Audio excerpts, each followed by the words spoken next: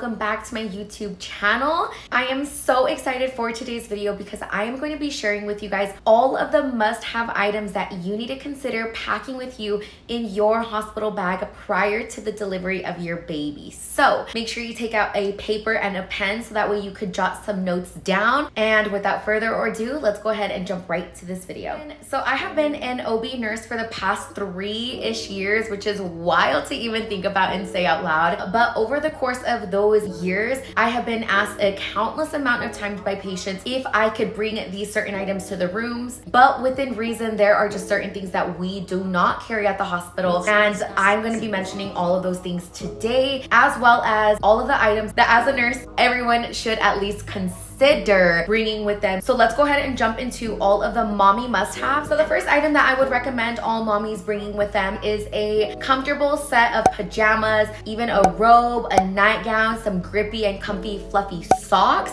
because guys, not only does the hospital get extremely cold, but the gowns that the hospital supplies is, for one, I feel very questionable as far as cleanliness goes, because again, these gowns are getting transferred to every single patient, every single unit in the entire hospital. So you guys can only imagine that it's not just the OB's world using these gowns, so it's the entirety of the hospital. So I do not find it inconvenient as a nurse to assess a patient who is not wearing a gown. Of course, I do ask that the bottoms are at least loose fitting, and so is the top, because you do not want any compression over your tummy, especially if you just had a cesarean section, or any tight bottoms, because the nurse is going to be having to do lots of belly and fundal checks on you and making sure all of your bleeding is under control. And so with that said, it is the hardest thing to pull down very tight bottoms. Just be mindful that you pack very loose pajamas, so that way it makes yours and the nurse's life easier, just as far as the recovery goes and as far as the assessment goes. So this next must-have kind of falls into the prior one that I just mentioned, as far as bringing your own comfy PJs, but this one is to consider bringing your own linen as well. I don't know if it's just me and because I am like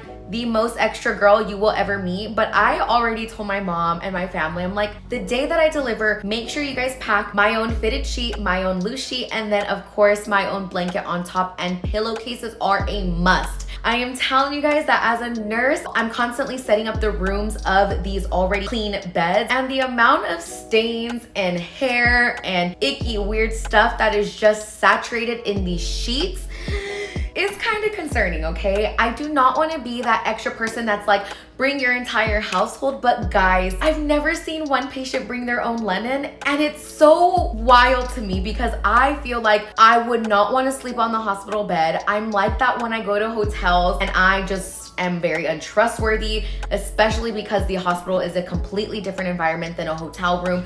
You are working with bodily fluids. There's many times that my patients accidentally bleed on the sheets, vomit in the bed, pee in the bed, poop in the bed. It is just the reality of the medical field. So this tip is really aimed towards anyone else who is like me and gets ascals very quickly. So this next item that I would recommend, some knee-high compression stockings, compression hose. And the reason that I say this one is because a lot of patients don't realize that when you deliver your baby, you have so much excessive fluid that is kind of circulating in that interstitial space, and it has nowhere else to go but your little legs and your little toes. And there's so many times that I have my patients complain of swollen legs, swollen feet, and they're just asking me, what can I do to help this get better? And not only can you walk around, but you can also wear some compression socks after you deliver, just to prevent so much swelling in the recovery period. And then you can also consider elevating your feet up on some pillows while you are resting, so that way your fluid is circulating all throughout the day. So not only when you're walking around,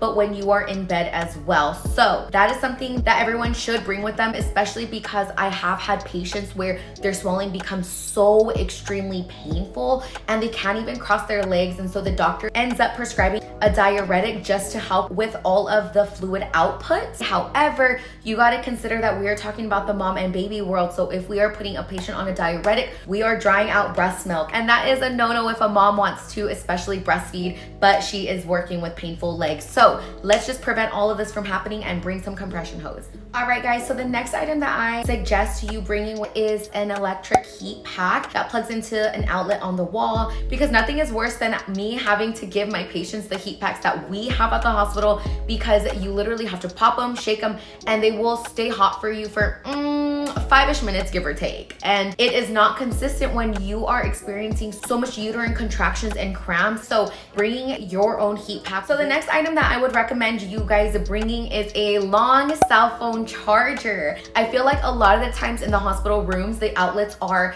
hidden in weird areas. If you guys are somebody that likes to document your entire journey, or you have so much friends and family that is just reaching out to you wishing you a congratulations, then you are gonna want to make sure that your phone is charged all the time. It's not a bad idea if you bring a charger that lights up, because you will not forget this prior to discharge. I feel like this is the #1 item that patients forget. So I would recommend you also packing a bedside fan, specifically one that loops around on the bars of the beds, and I feel like it is so much more helpful. We do supply bedside fans at the hospital, but again, the fans that we provide are battery operated, and then they die very quickly, and they don't hook up and wrap around your bed. So it's kind of hard to get them in a proper angle and position. So this is just something that you can do to create a comfortable environment for yourself. All right, so this next item is actually a reusable water bottle, because I feel like the hospital pitchers do not hold ice in them for longer than like an hour or two. I'm constantly having to go to the back and get my patients a fresh cup of ice and water, just so that way they have something cold to drink all day. But I feel like just to prevent this from even happening, bring your own water bottle and keep it cold for over 24 hours. And then these next items kind of falls into the water bottle, but bring a little bit of snacks and drinks. And yes, your hospital will have a cafeteria. Most likely they'll even have like a little cafe, but you never know when you are going to want a midnight snack. If you are a C-section though, please do not eat these snacks right after the delivery of your baby, because you will vomit your guts out, just saying. Or if you are breastfeeding, you are going to be 10 times hungrier than a mom who is not. So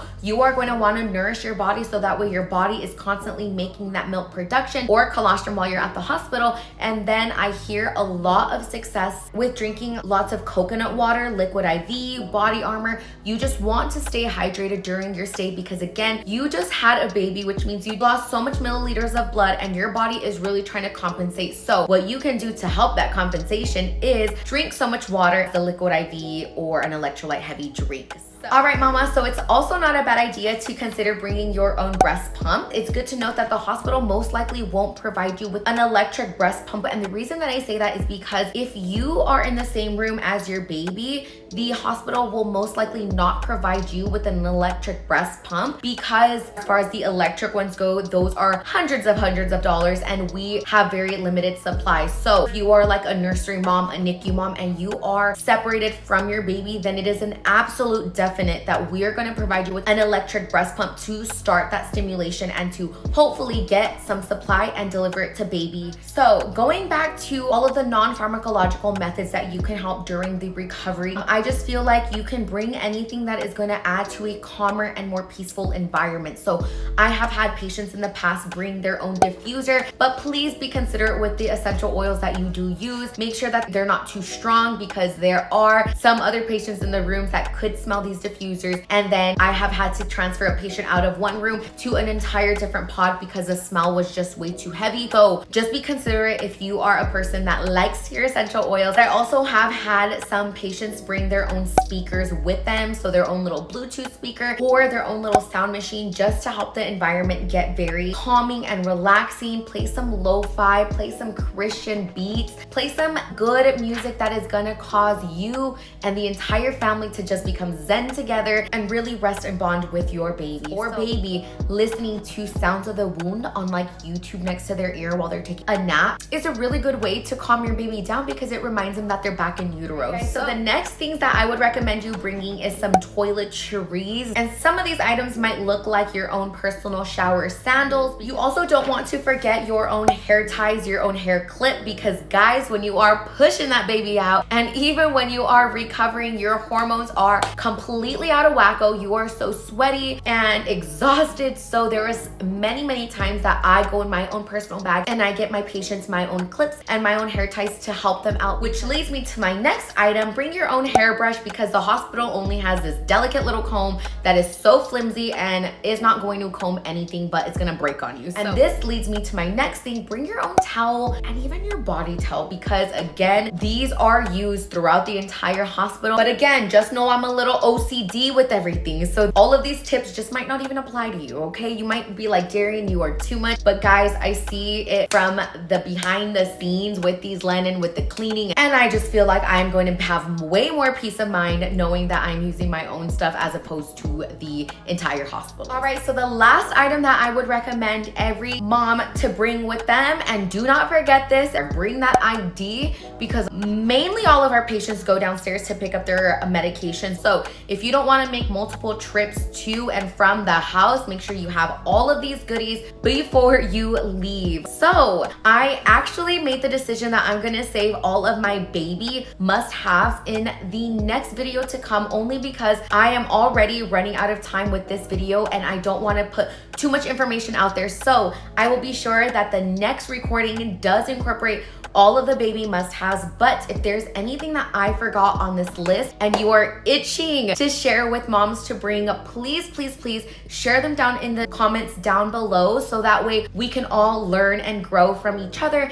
And of course, we all come prepared to the hospital when delivering our babies. So I really hope this video was so helpful and useful to you and your journey. I am so excited to share with you guys the next baby stuff. But all that being said, I really hope you guys enjoyed this video. You guys took a thing or two. You guys wrote lots of notes down and you come prepared to the hospital. So good luck with everything that is to come. Good luck with the delivery of your baby. Have a beautiful and blessed rest of your days and your weeks. I will see you guys in next week's upload. But until then, bye y'all.